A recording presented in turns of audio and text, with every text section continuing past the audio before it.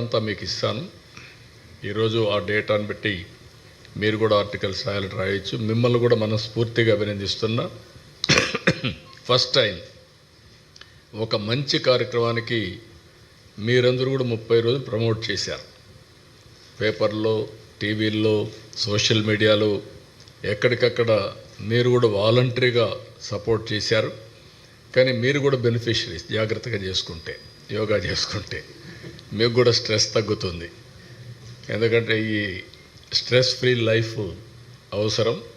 అలాంటిది మీరు కూడా దీన్ని అవలంబించాల్సిందిగా కోరుకుంటూ, మేము కూడా దీన్ని ఒక మంచి కాఫీ టేబుల్ బుక్ తీసుకొచ్చి ఇన్స్పిరేషన్ కింద ఎట్లా తీసుకుపోవాలనో లాజికల్గా తీసుకెళ్తాం.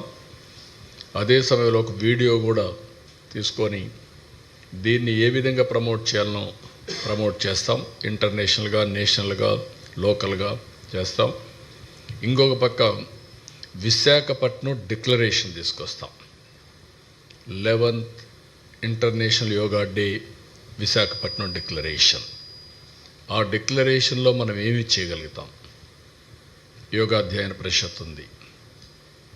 ఒకప్పుడు ఎన్టీ రామారావు గారు ముఖ్యమంత్రిగా ఉన్నప్పుడే 87లో మనం ఒక చట్టాన్ని తీసుకొచ్చాం. ఒక యోగాధ్యయన పరిషత్ని క్రియేట్ చేశాం. ఇక్కడ అది కూడా బైఫర్కేషన్ చేయలేకపోయాం. ఇమ్మీడియట్గా ఒక యోగాధ్యయన పరిషత్ తీసుకొస్తాం. అవసరమైతే ఏమేమి వస్తున్నాయో అందరితో మాట్లాడిన తర్వాత మీకు అనౌన్స్ చేస్తాం. దాని ప్రకారం ఏ విధంగా లాజికల్గా తీసుకెళ్ళాలి. ఇది ఒక గేమ్ చేంజర్.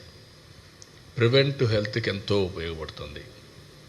ఈరోజు 18,000 కోట్ల రూపాయలు ఖర్చు పెడుతున్నాం హెల్త్లో. ఒక్క ఎన్టీఆర్ ఆరోగ్యశ్రీ కిందనే 4-5 వేల కోట్ల పైన ఖర్చు పెడుతున్నాం. ఎంతైనా కూడా ఫార్మాస్యూటికల్స్ తింటే సైడ్ ఎఫెక్ట్స్ ఉంటాయి. Chemicals are always chemicals.